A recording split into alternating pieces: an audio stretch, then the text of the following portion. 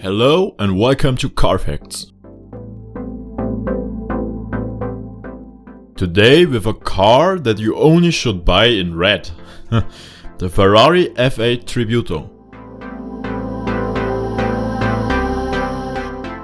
Why actually F8 Tributo?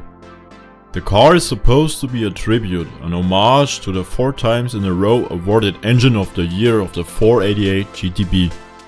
The awards were given to the 3.9 liter biturbo V8 in 2016, 17, 18 and 19.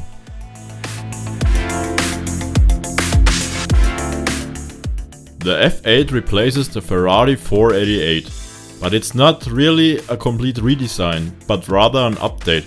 The beautiful design flowed very far into it, but you can clearly see the update in the rear view.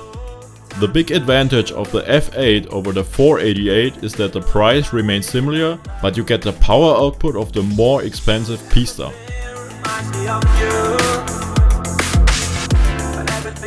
There will be no track-orientated Pista or GTB version of the F8. Because of emissions, Ferrari immediately moved to the 296 GTB as the successor. But if you want to keep driving the V8, you will find it with an electric motor supported in the SF90.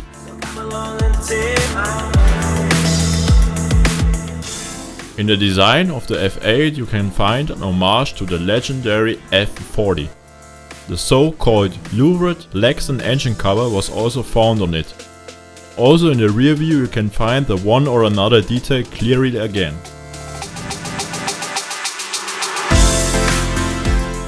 When you like it a little bit more airy around the ears, you could order the F8 also as a convertible.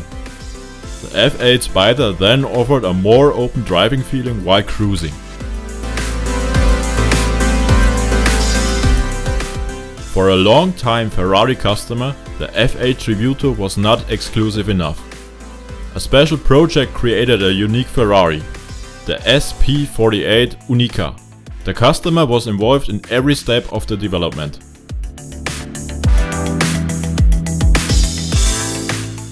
The F8 Tributo is a very driver and driving orientated car. You notice that as soon as you open the door. For example, you don't have a display in the center of a car like any other car.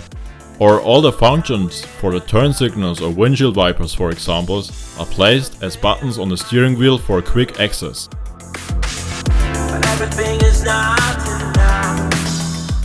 The most common color combination of the F8 was very classic. Red exterior, black interior and yellow brake calipers. By the way, the typical Ferrari red is called Rosso Corsa.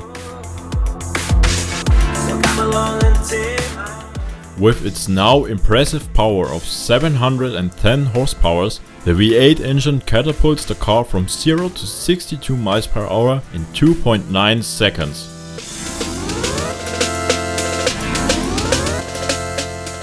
However, that doesn't give it a chance against every one of its competitors. It still manages to beat the Lamborghini Huracan, but unfortunately it doesn't stand a chance against the McLaren 720S. In addition, the McLaren is a bit more pleasant and balanced to drive.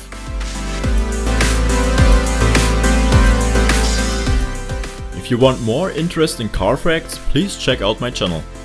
And don't forget to like, share and subscribe, and thank you for watching.